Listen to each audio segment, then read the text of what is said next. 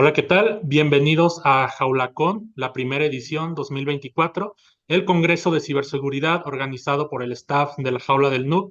Es un placer tenerlos por aquí para compartir conocimientos y explorar las últimas tendencias en hacking ético y ciberseguridad.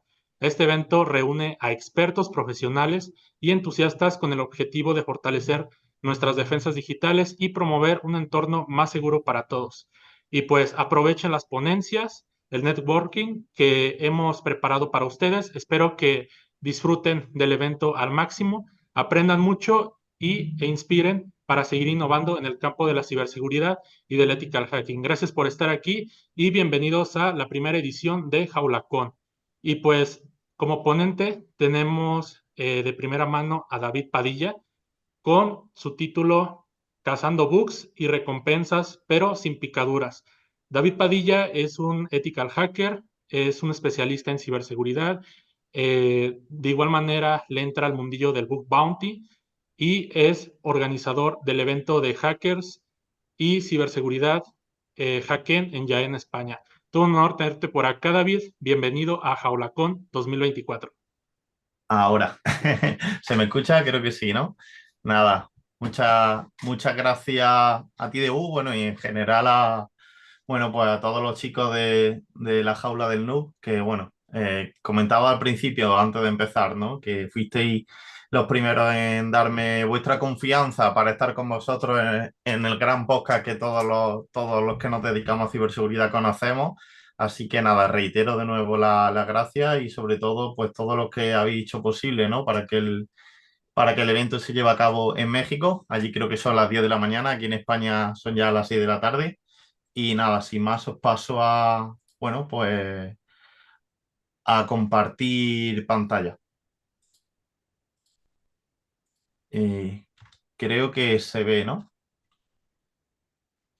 Perfecto. Pues nada, efectivamente, como comentaba Debu, voy a hablar del tema de Boom Bounty. Al final, como podéis ver en el banner, soy Offensive Security Engineer, pero bueno, ahora desplegaré un poco lo que es mi background.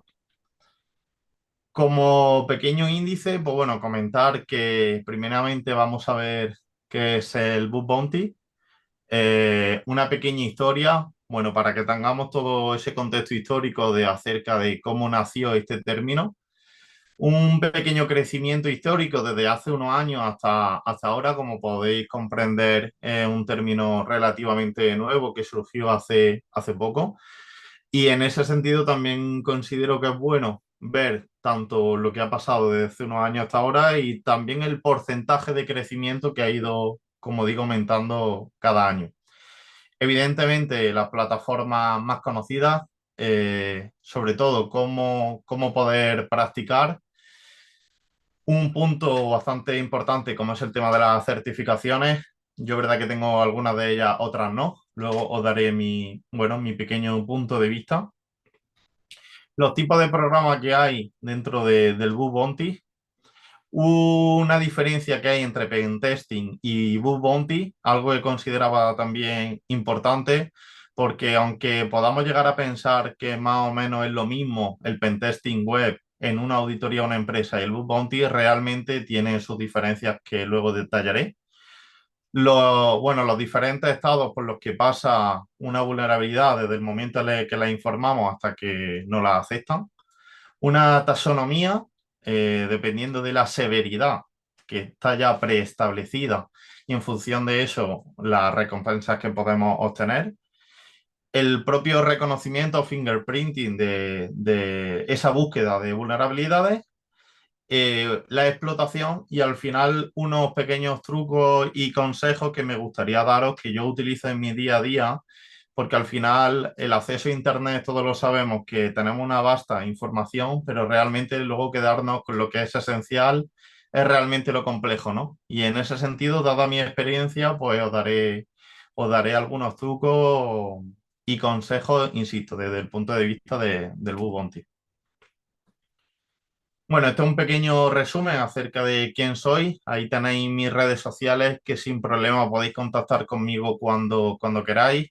Soy ingeniero de telecomunicaciones, como decía Debug, también soy miembro fundador del Congreso de Ciberseguridad Hackén, que organizamos en el sur de España 5 ingenieros y yo.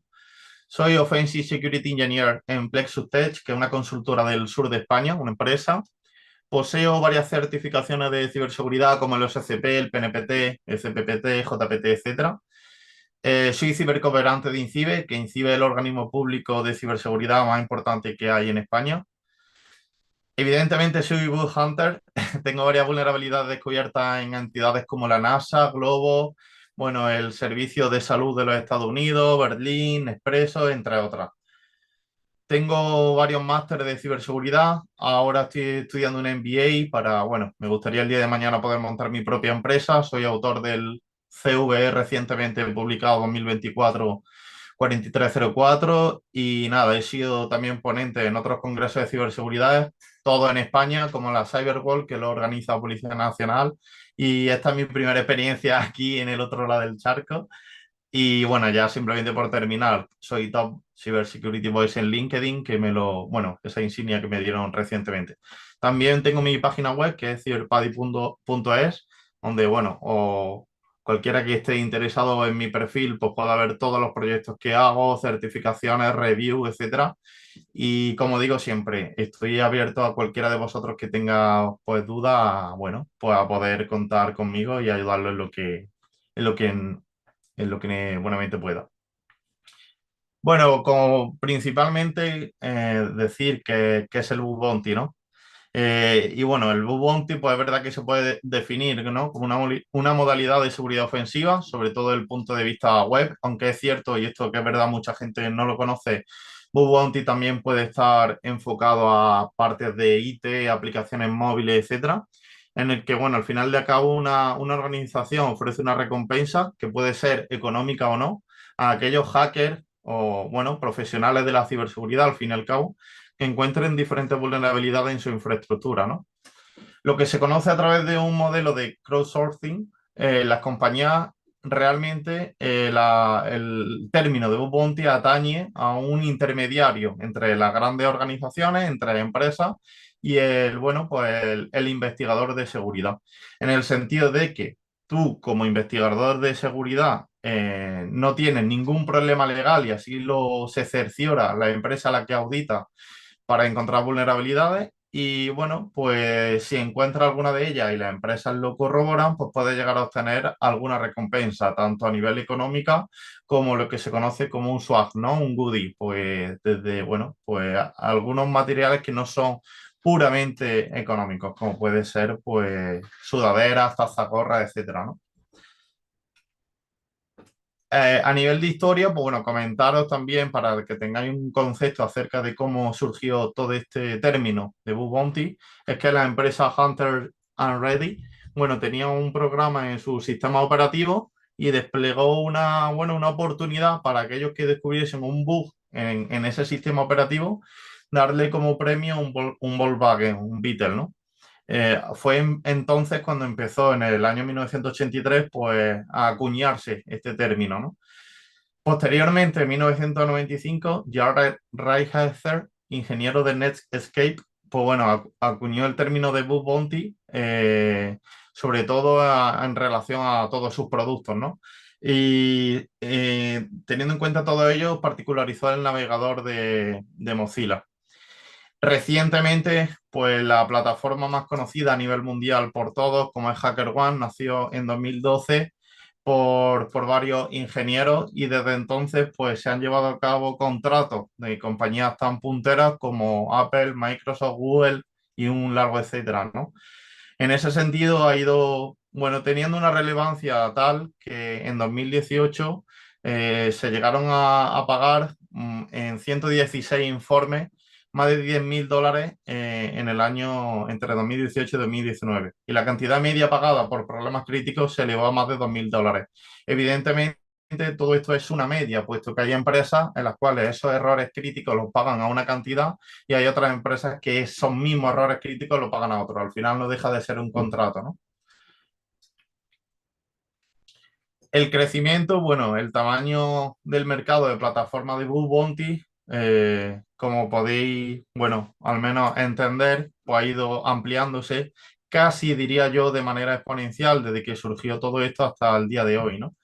Hablamos ya, pues, en fecha 2023 de más de 1.130 millones de euros pagados bueno, en investigadores de seguridad, una tasa de crecimiento que se estima desde este año hasta el 2030 de un 17,82%. Por lo tanto, pues cada año avanza casi, diríamos, un 20%. Lo que hace esto es que las empresas cada vez vayan teniendo más conciencia de realmente los activos que tienen expuestos a Internet y que realmente son potencialmente vulnerables. Por ejemplo, el caso de Yogosa en Francia recientemente también, ¿no? Y al final, pues bueno, es un nicho de mercado que considero que es bastante bueno, lo que se conoce en terminología de empresas como Océano Azul, ya que realmente no existe grandes competidores, porque a nivel de plataformas, como veremos más adelante, pues sí que es cierto que en el mercado no existen muchas, ¿no? Y creo que es una oportunidad de negocio a tener en cuenta. Conforme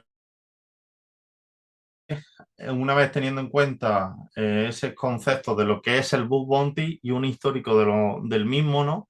Pues cabe destacar algunas de las plataformas más conocidas, ¿no? Recordemos el término de intermediario. Al final, estas plataformas, voy a subrayarlo durante toda la ponencia, lo único que hacen es de intermediario entre el investigador de seguridad que busca esas vulnerabilidades y luego el cliente final, que son esas grandes compañías que pagan por encontrar esas vulnerabilidades, ¿no?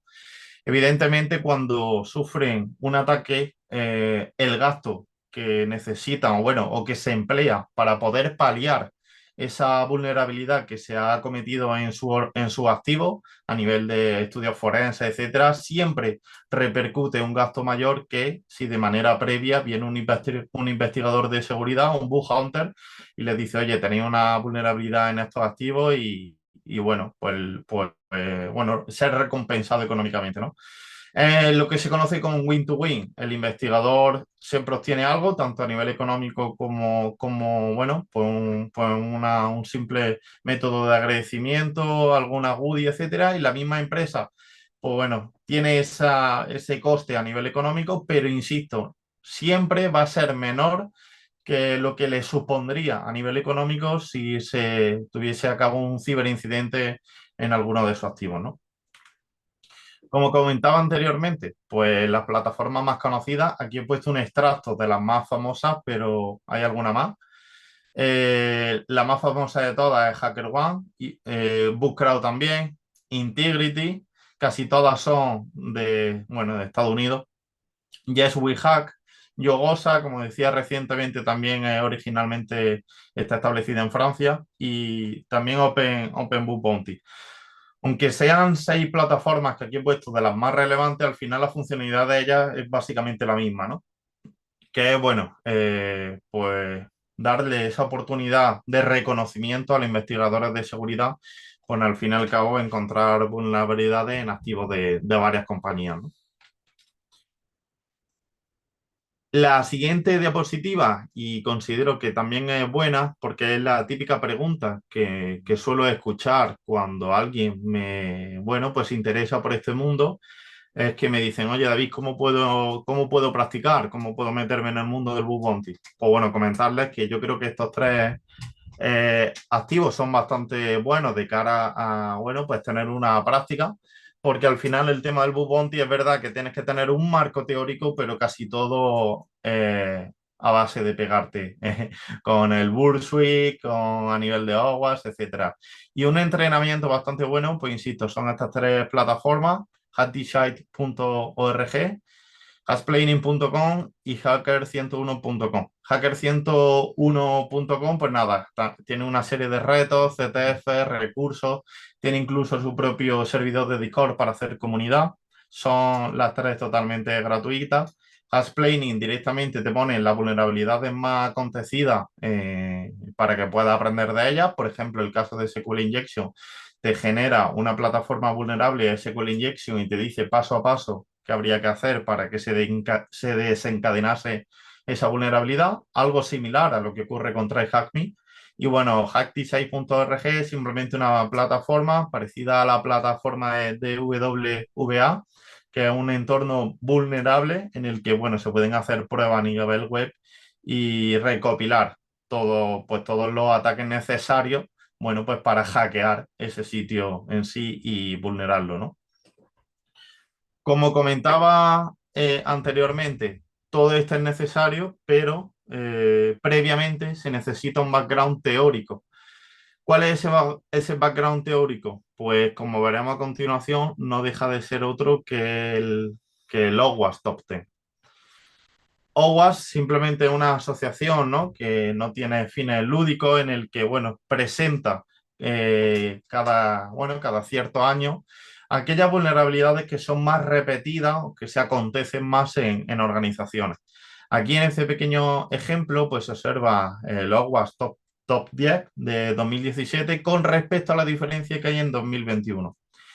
Hablamos de, bueno, pues que en 2017 la vulnerabilidad que más se repitió fue la de injection, bueno, como puede ser SQL injection, que es la más conocida, ¿no? Broken Authentication, Sensitive Data Exposure, XML Internal Entities, Broken Access Control, Security Misconfiguration, Cross-site scripting en todas sus versiones, tanto a nivel de un reflejado, stored y self, XSS también, insecurity serialization, bueno, y componentes también conocidos con vulnerabilidades y insufficient learning and monitoring.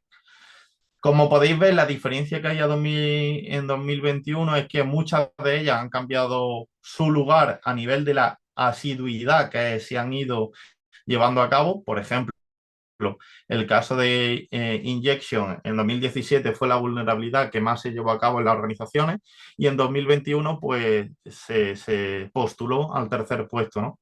Lo mismo que comentó esto, pues, y que algunas vulnerabilidades eran muy usuales, han bajado en el ranking, otras han subido y directamente otras, pues, se han acontecido de manera nueva, ¿no? Como es el caso del Server-Side Request Forgery, por ejemplo, el conocido SSRF, ¿no?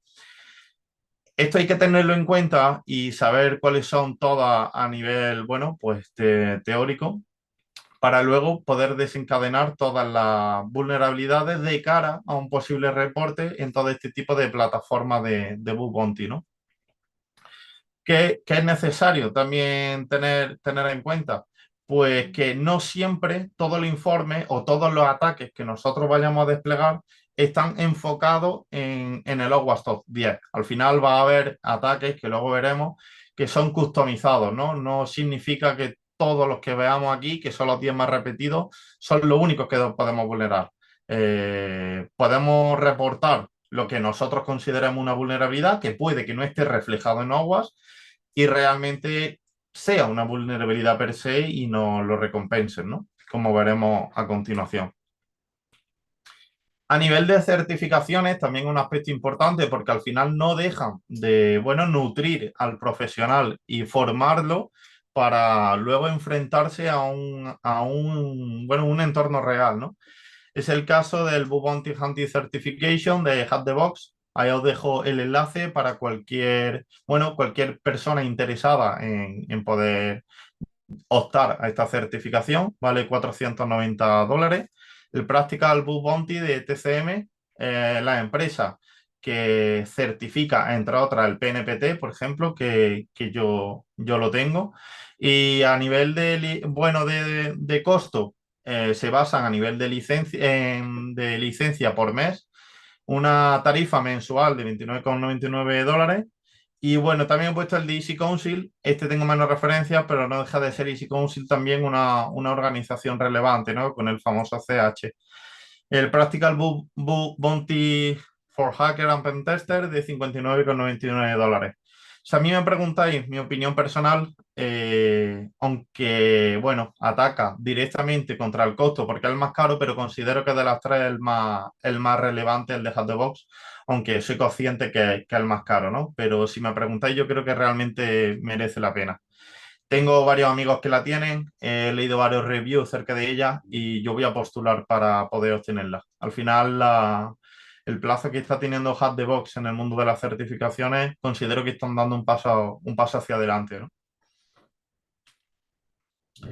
Vale, pues bien, los tipos de programas que hay en Bug Bounty generalmente básicamente son dos, que el Vulnerability Disclosure Program y el Bug Bounty Program per se, ¿no?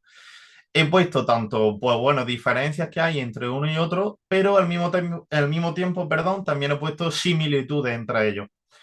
Pues bueno, ¿cuál es la diferencia más grande entre ambos programas? Pues lo podéis ver en la primera fila, ¿no? El BBP, al final el investigador de seguridad gana dinero, ¿no? De alguna forma hay que recompensar todo el trabajo y todo el tiempo que supone encontrar una vulnerabilidad para ese investigador y muchos de ellos optan por, evidentemente, tener ese rédito económico, ¿no? Pero no todos los programas son así. Hay algunos que son el VDP, que al final no te pagan, a nivel monetario, ¿no? Pero te pagan en otro sentido. A nivel de, bueno, pues como decía al principio, sudadera, gorra, merchandising al fin y al cabo, o es más, cartas de agradecimiento, como el ejemplo que tenéis abajo de la NASA, que por ejemplo yo tuve la suerte de poder optar a ello, ya que encontré una vulnerabilidad en uno de sus sistemas. Y bueno, no nos mintamos aquí entre todos. Tener una carta de agradecimiento por parte de la NASA, pues repercute a tu currículum a nivel personal, pues bastante grande, ¿no? Es verdad que no te pagan, pero bueno, mola tener una carta de agradecimiento por parte de la NASA. Insisto, a nivel currículum, pues considero que te da caché y es relevante. Luego también la similitud que hay entre ellos, que tienen programas tanto públicos como privados. Los públicos, como podéis entender, todo el mundo puede optar, y los privados te van invitando cuando tú eres un investigador de seguridad que vas teniendo pues cierta relevancia, ¿no? Los VDP te dan puntos, que al final con esos puntos, cuanto más puntos tienes, más oportunidades tienes de que te inviten a programas privados. Y evidentemente, pues en el Bug Bounty Program lo que tiene una mayor dificultad. ¿Por qué? Porque cuando hablamos de dinero, todos sabemos aquí que hay grandes profesionales en los que nos tenemos que enfrentar y evidentemente solo recompensan al primer profesional que llegue a descubrir una vulnerabilidad a tiempo. Por eso esto lo enlazo con lo que vemos posteriormente a nivel de Estado a la hora de enviar un informe, ¿no? Casi toda la gente, pues donde más está profesionalizada es en el BBP, perdón, porque al final lo que obtienen es, bueno, pues es rédito económico, ¿no?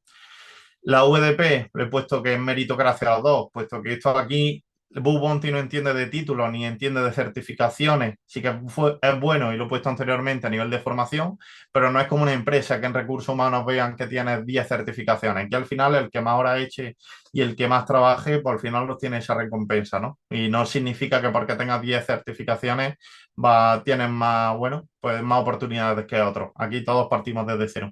Y bueno, dos ejemplos que pongo de dos entidades que he descubierto vulnerabilidades, como decía al principio, la NASA y Nestlé, ¿no?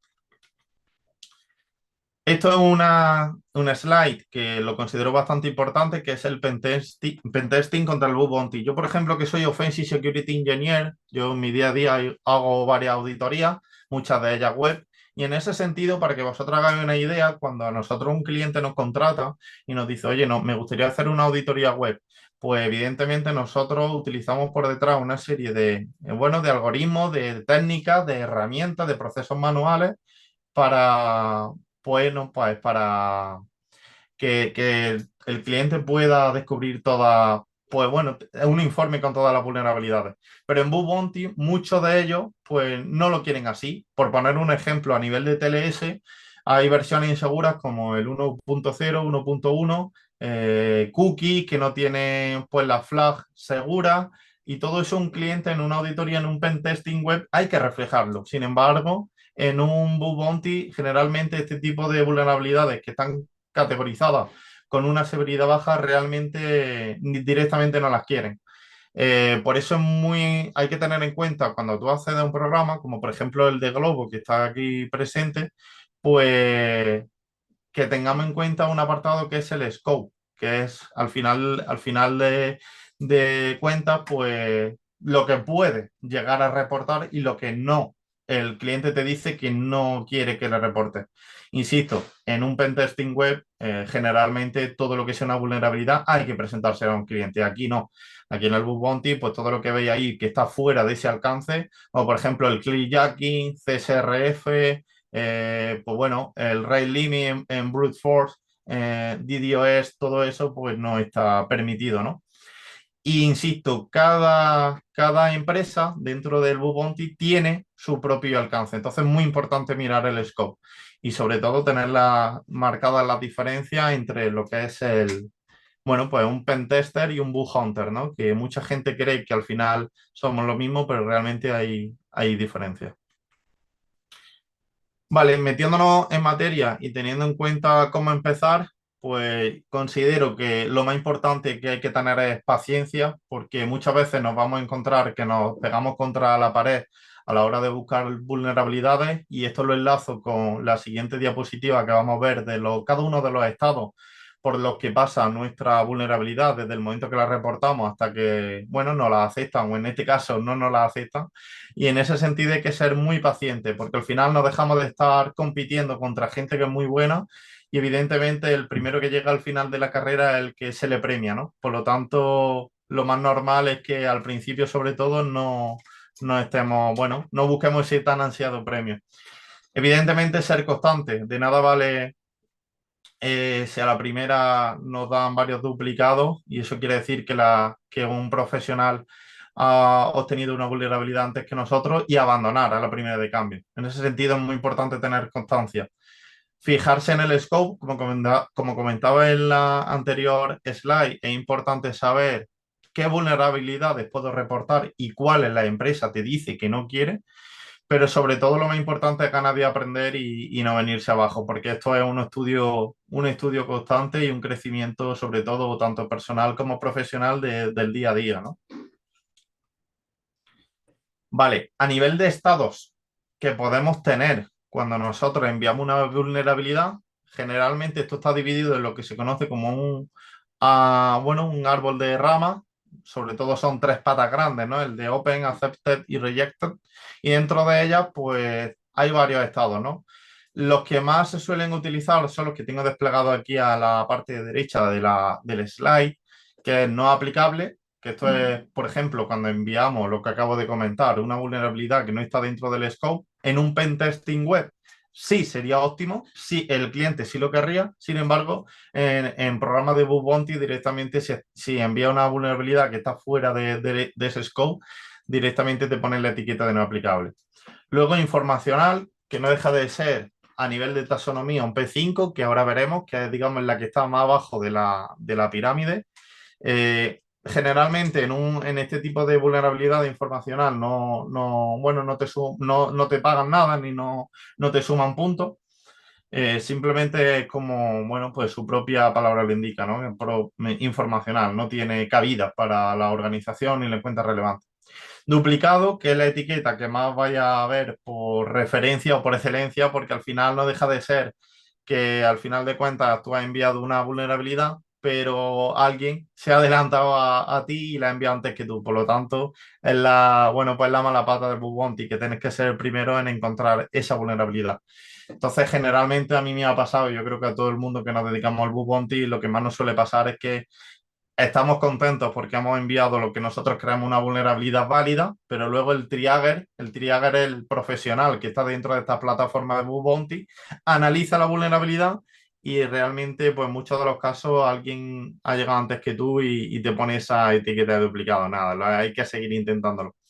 Y luego la de Resolve Unresolved, nada, simplemente son dos etiquetas cuando ya finalmente te han aceptado la vulnerabilidad y han arreglado la misma, pues te dan la oportunidad ya de, pues, para resolverla, ¿no? Muchos de ellos, las propias compañías incluso te dejan poder exponer públicamente el informe que tú le has enviado a ellos, y eso pues da lugar a conocimiento por parte de investigadores bueno, pues a la gente, ¿no? Porque al final todos sabemos aquí que es importante aprender y leer informes de los grandes profesionales que se dedican al ámbito del bug bounty.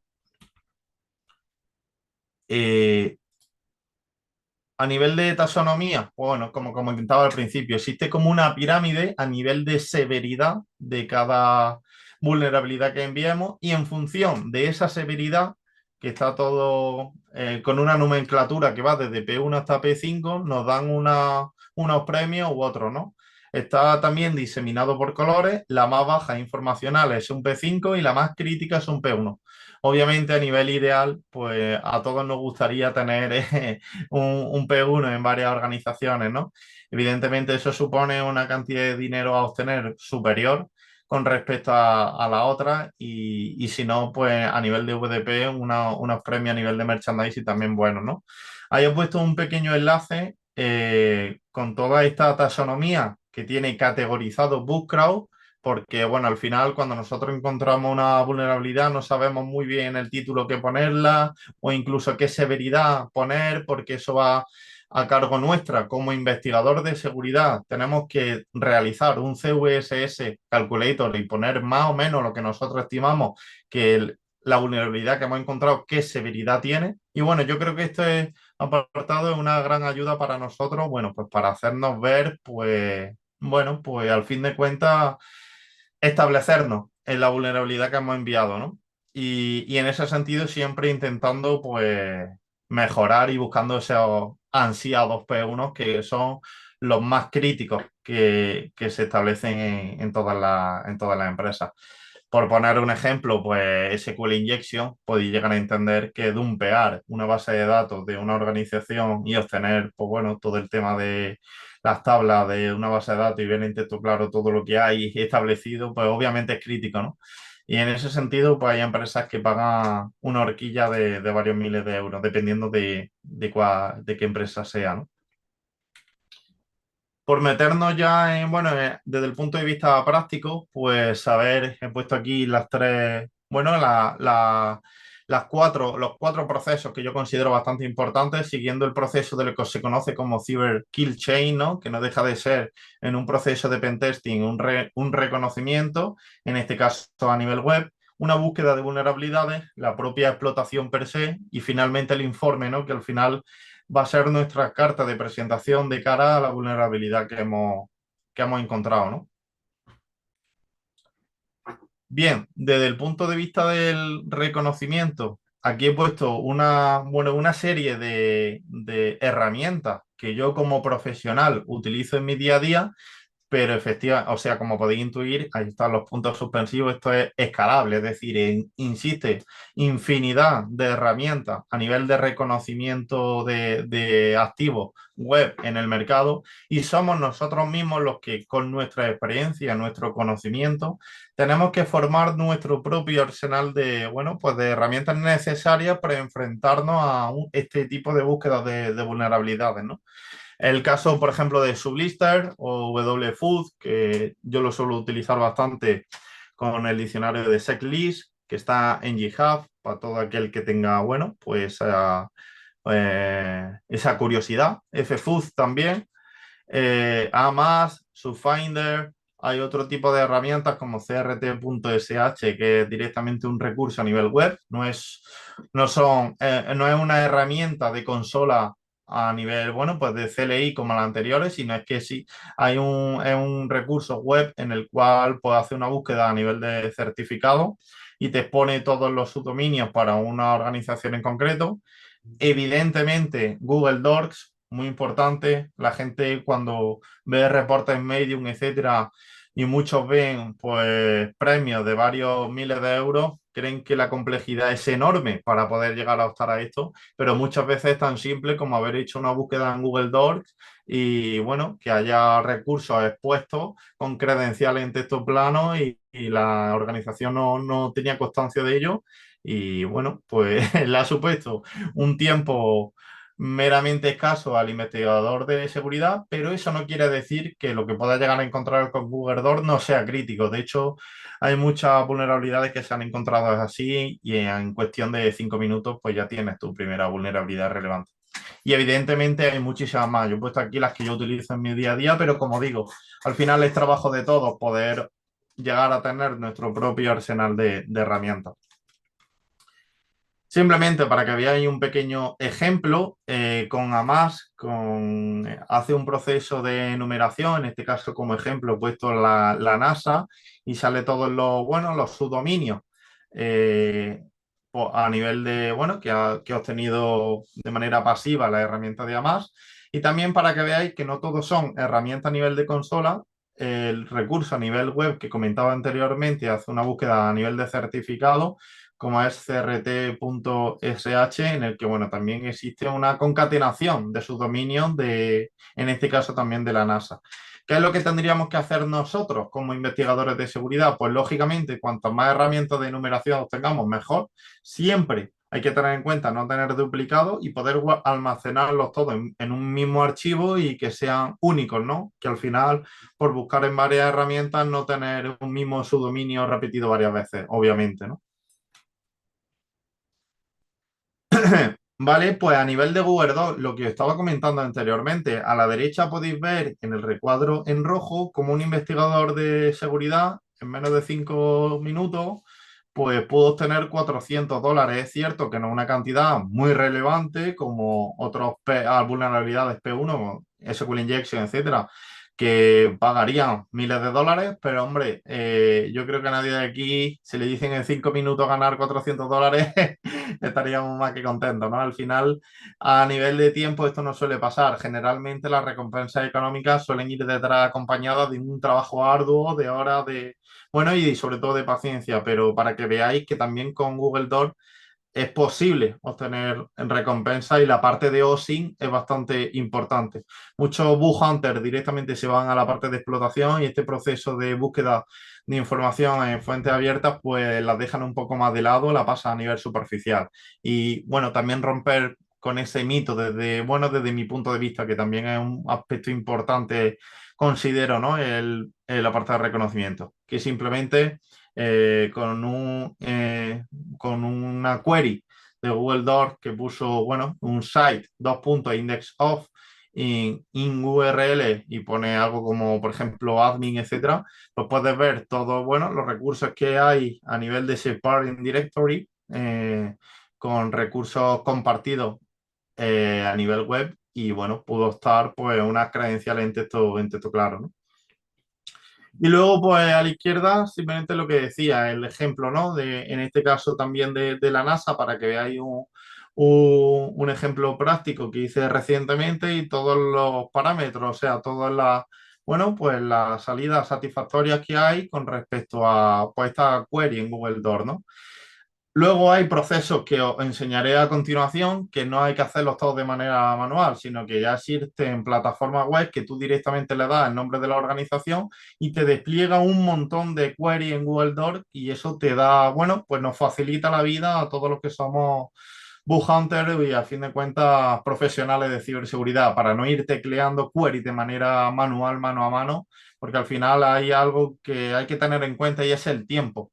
Lógicamente hay que tener constancia, ser bueno, pero también tener en cuenta que cuanto más tiempo tardemos en encontrar una vulnerabilidad, pues más probabilidad hay de que una persona se nos adelante, un profesional, ¿no? Por lo tanto, esto es como si fuese un videojuego. El primero que llega a la meta, pues el que gana. Bien, a nivel de búsqueda de vulnerabilidades, aquí he puesto también de las más conocidas. Nuclei, imagino que muchos de vosotros ya conoceréis, que no deja de ser un escáner de vulnerabilidades web en el que tienen un montón de queries y bueno, también a nivel cloud, etcétera. Es una herramienta bastante importante desarrollada por la gente de Project Discovery, que yo, bueno, utilizo la verdad y es bastante buena y te da muy buenos resultados. Y ya no es que sea buena per se, que lo es, sino que encima la puedes concatenar con otro tipo de herramientas, por ejemplo, Katana para descubrir endpoint malicioso, Anu, HTTPX para ver activos que realmente obtener ese código 200 y ver cuáles están realmente vivos, Parent Speeder, en fin, una serie de herramientas que le hacen la vida más fácil al investigador de seguridad y es dinámica en ese sentido, que puede, pues como te digo, como decía, perdón, pues concatenarla con varias herramientas, ¿no? El propio Nicto a nivel de servidor para ver la vulnerabilidad de ciertos, bueno, pues todo lo activo a nivel de servidor, OpenBus, que no deja de ser otro escáner de vulnerabilidad. Lo he puesto aquí porque lo considero que es mejor en este caso que Nessus, que al final, aunque yo, bueno, seamos conscientes de que tengo una licencia gratis, casi todas tienen, bueno, si quieres a nivel de recursos, etcétera, sí que es verdad que Nexus te pide una licencia y es verdad que tiene un costo, ¿no? El Bursuit Scan, no sé si la gente lo conoce, pero el propio Bursuit como herramienta también tiene un propio escaneo de vulnerabilidades, pero es cierto que esto solo está en la versión Pro. El VP Scan, bueno, pues para hacer búsqueda de vulnerabilidades a nivel de CMS y en concreto WordPress, que es el CMS por excelencia, pero como digo siempre, insiste una infinidad de búsquedas de vulnerabilidades y al final pues somos nosotros los que tenemos que discernir cuáles de ellas trabajamos mejor, con cuáles nos quedamos y cuáles desechamos, ¿no? Aquí he puesto, pues ya digo, mi elección personal que yo considero que es bastante, bueno, pues bastante buena. Vale, aquí, bueno, hay una pequeña rata porque me falta la I, pero bueno, Nuclei, ¿no? Un pequeño ejemplo para que podáis ver a simple vista el output que te puede generar Nuclei eh, con la ejecución de la herramienta tal cual y luego pues también con un Parent Speeder que al final lo que hace también es buscarte, bueno, pues esos endpoints, ¿no? Que pueden llegar a ser tendenciosos de vulnerabilidades como IDOR, etcétera, ¿no? Nuclei, pues generalmente tú lo que le pasas es un archivo de activo, en este caso, pues bueno, host.txt con el "-l". "-s", el flag "-s" indica la severidad de las vulnerabilidades que quieras buscar. En este caso, en el ejemplo, yo he puesto que me busque todas las que son críticas, las que son high, las que son medium, y con el flag "-o", pues todo que me lo guarde en un archivo de texto que se llama output.txt, ¿no? Como podéis ver, pues bueno, esa propia ejecución de Nuclei, pues te saca vulnerabilidades pues, de todo tipo. Hablamos de cross-site scripting, hasta SQL injection, etcétera, LFI, ¿no? Evidentemente, todo bueno, pues estas técnicas se han llevado a cabo en un entorno controlado, pero en un entorno real y en un programa de bug bounty se haría de igual manera, ¿no? Lo ideal sería ir concatenándolo con, como te digo, como decía, perdón, con varias herramientas para que el proceso de explotación y de búsqueda de vulnerabilidades, mejor dicho, pues sea más eficiente, ¿no? Y no quedarnos solo con la propia explotación de Nuclei en sí. Como digo, la potencialidad que tiene Nuclei es bastante fuerte, bastante robusta y yo la considero bueno, una herramienta relevante en mi día a día, ¿no? Y es a tenerla en cuenta. Desde el punto de vista de la explotación, pues evidentemente la herramienta aquí por excelencia es Bursuit.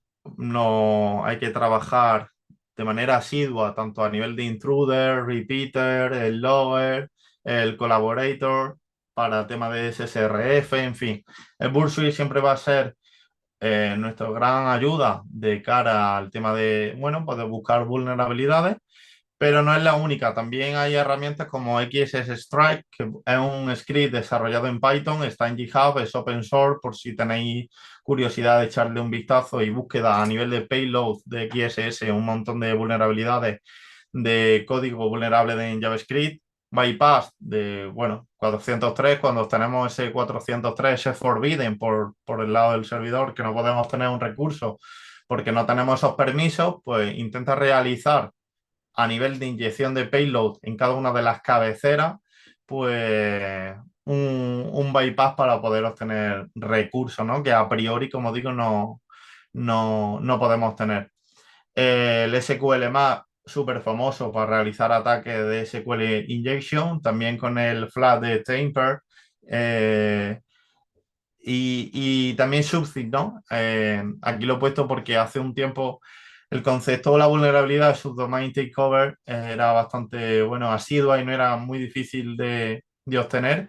Esto es simplemente lo que hacía para que lo sepáis que un dominio a nivel de hosting podría estar, bueno, apuntando a un servicio web que no estuviese levantado, ¿no? Entonces, ¿qué ocurre? Que si tú obtenías ese hosting y levantabas esa página, podría llegar a obtener ese subdominio, realizando un tercero podría realizar ataques de ingeniería social, suplantación de identidad, y la verdad que era bastante relevante. Subdomain takeover normalmente se puede escalar a otras vulnerabilidades.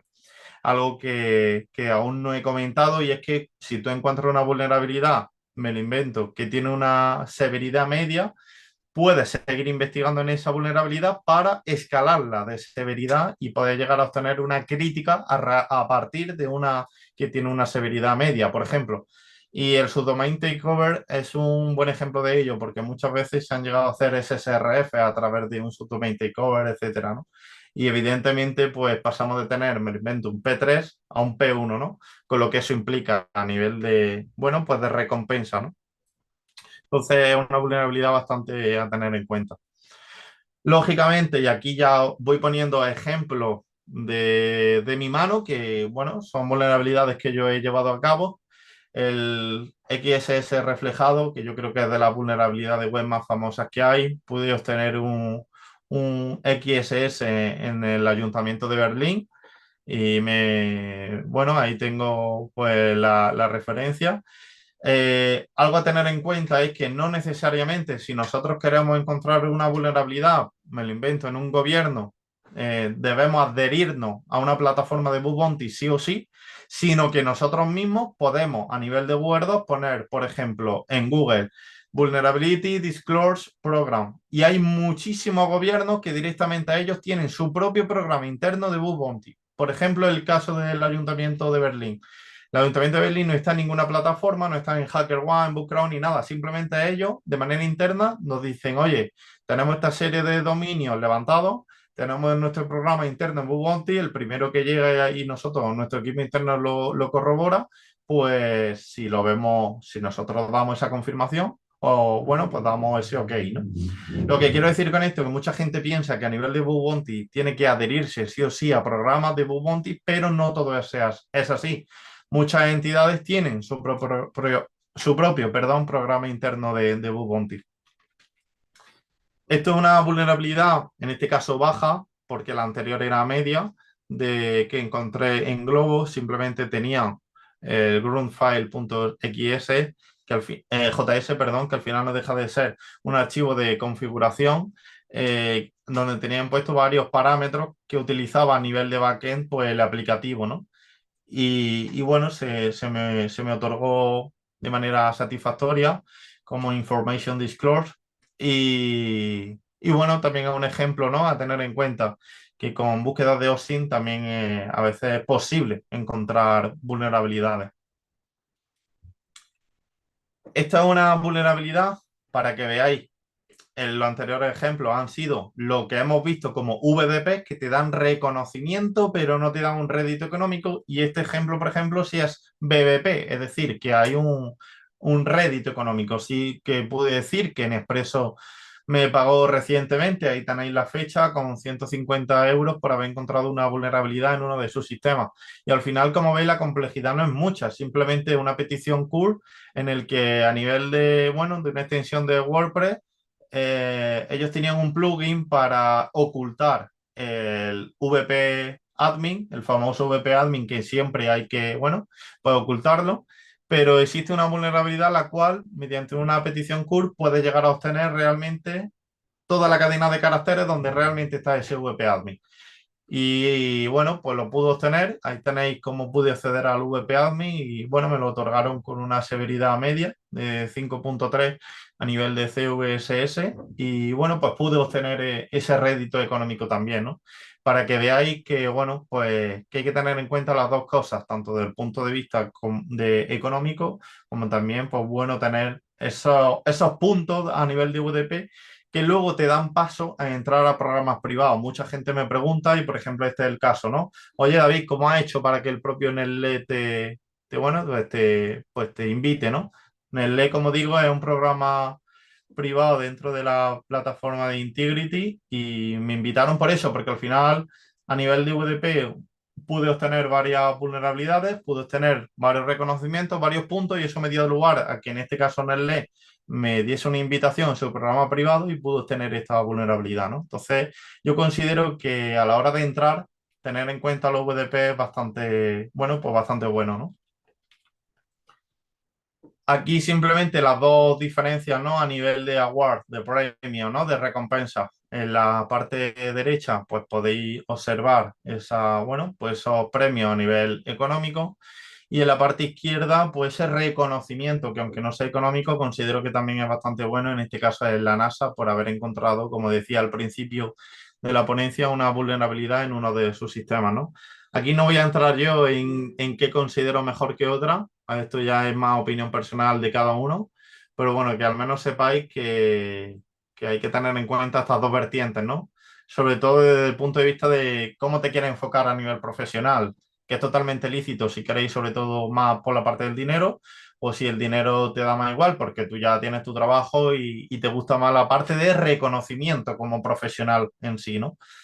Insisto, es algo muy personal, yo aquí no entro, pero bueno, que al menos sepáis que existen estos dos tipos de premios, tanto a nivel de VDP como de BBP, ¿no? Por ir acabando, porque creo que me quedan 10 minutos y por dejar 5 minutos para preguntas y eso, os he puesto algunas de las cosas que generalmente no se suelen ver en ponencias, en vídeos de YouTube, etcétera, y es que son propios trucos y consejos míos como profesional de la ciberseguridad y como, bueno, pues al fin y al cabo, Offensive Security Engineer que soy a la hora de hacer auditoría, etcétera, ¿no? Uno es un repositorio de GitHub a nivel de payload, que, pues, bueno, ahí os dejo el enlace, que he de decir que muchos de ellos a mí me han llevado a cabo de manera satisfactoria para realizar, bueno, pues tanto inyecciones para descubrir XSS, SQLI basado en tiempo, etcétera, que se alejan un poco de los propios payloads que vemos en repositorios de GitHub muy famosos que al final, pues no se suelen no obtener resultados con ellos. Y también el Wayback Machine, ¿no? He puesto en recuadro en rojo el dominio de berlin.d para ver endpoint jugosos, ¿no? Al final, no sé si conocéis webarchive.org, que mantiene un histórico de, bueno, pues de todos los, de una organización desde el tiempo atrás, cómo se ha ido generando, cómo se ha ido estructurando a nivel web toda esa organización hasta el día de hoy. Y muchas veces lo que le ocurre a las organizaciones es que suelen dejar, bueno, pues procesos o archivos o recursos o páginas directamente vulnerables que no se han actualizado y un buen aspecto para, bueno, pues para descubrir estos endpoints que son potencialmente vulnerables, como digo, esta query en webarchive.org que directamente desde el navegador podemos acceder a ella sustituyendo lo que veía ahí de ese cuadrado en rojo por la organización en sí, ¿no? Bueno, también tener en cuenta el bullshit manual contra las automatizaciones. Al final, todo el tema de automatizaciones, el gran problema que hay con respecto a ello es que vamos a encontrarnos muchos duplicados y por lo tanto, una vez que tengamos cierto bagaje como profesionales o como bug hunters, es muy recomendable ir dejando la automatización a un lado y ir dándole ya pues las inyecciones manuales per se, ¿no? Otra de las herramientas que utilizo en mi día a día es Notify, que Notify lo que hace es que, bueno, tú puedes dejar corriendo una búsqueda de vulnerabilidad en tu VPS, en tu servidor privado, personal, y cuando salta una vulnerabilidad, en vez de tener que estar pendiente a la, bueno, para la consola todo el rato para ver si salta algo, directamente con Notify te notifica o bien al Slack o a tu Telegram o a tu Discord o a los tres a la vez, lo que quieras, un mensaje y te dice, oye, he descubierto una vulnerabilidad en este sitio. Y ya tú ya pues te levantas, si estás durmiendo, vas, abres el PC, te cercioras de ello y lo envías porque si no alguien se te puede adelantar. Yo creo que Notify es una herramienta bastante importante para no estar todo el rato pendiente, bueno, pues ese output que nos generan las herramientas, ¿no? Y en ese sentido también pongo aquí una automatización 24/7, que es un pequeño one-liner en el que pongo, bueno, que se vaya ejecutando todo el rato, cada hora, con un subfinder que vaya haciendo una búsqueda de dominio. Con a new lo que hago es que todos esos dominios nuevos lo vaya concatenando en un archivo de texto nuevo para no hacer, para que me entendáis, un cat 1.txt, 2.txt, 3.txt y todo eso en concatenarlo. Directamente la herramienta de new pues lo que hace es que directamente al archivo donde tienes todos los dominios te almacena los nuevos dominios, subdominios que ha encontrado en ese archivo de texto, ¿no? HTTPX, como decía al principio, para ver todos los dominios que están alive, obtenemos ese código 200 por parte del servidor, que están vivos. Y bueno, el Nuclei famoso, ¿no? Como comentaba anteriormente, para pasarle todos los templates. Y el Notify, como acabo de decir, bueno, pues para que te llegue una notificación en el caso de que te salte una vulnerabilidad, ¿no? El Bug Bounty Helper, que es, bueno, pues un recurso a nivel web que todas esas mini lupitas que veis son búsquedas por detrás que hace a nivel de Google Docs. Tú allí en el target pones la organización que quieres, por ejemplo, en nasa.gov, y puedes ver vulnerabilidades a nivel de directory listing, puedes ver archivos de configuración expuestos, WordPress, login panel, o sea, login panel, no sé, PHP Info, un montón de vulnerabilidades web simplemente a un solo clic. Es decir, en vez de tener que estar tú tecleando todas las queries a nivel de Google Docs, pues simplemente esto, tú pones el nombre de la entidad y eso te lo despliega todo a la vez y vas haciendo clic en cada una de ellas y te vas realizando esas búsquedas bueno, para nivel de Google Docs, ¿no? Y algo súper importante, aquí he puesto un ejemplo, pero yo considero que también un recurso bastante importante en Medium es el hecho de estar filtrando por vulnerabilidades y ver todos los, bueno, pues reportes que anteriormente han hecho profesionales y bug hunters que te puedan dar a ti conocimiento, bueno, pues si no replicarlo, más o menos establecer los mismos patrones de ataque para encontrar las mismas vulnerabilidades. Por eso decía al principio que el bug bounty es algo que está muy chulo, pero hay que echarle muchas horas, un continuo estudio y crecimiento y el tema de leer reportes y sobre todo leer a gente que realmente son súper top en este mundo, pues bastante relevante, ¿no? Y pues yo creo que con esto ya termino. Reitero, darle pues, mi gratitud a todo el equipo de la Jaula del NUS por, bueno, pues por hacer posible este congreso. Ahí dejo un pequeño QR. Prometo que no es un QR Racing, no voy a hacer ningún ataque de suplantación. Es simplemente por si queréis escanear el código, tenéis un link a todas mis redes sociales, tanto a nivel de LinkedIn, pues a nivel también de, bueno, pues mi perfil en HackerOne, en Bookcrowd, en Integrity, mi Twitter, etcétera, por si alguno de vosotros se ha quedado con alguna duda, pues que no tengáis reparo en poder hablar conmigo e intentaré responderos lo más breve posible. Así que nada, muchas gracias y no sé si tenéis alguna pregunta.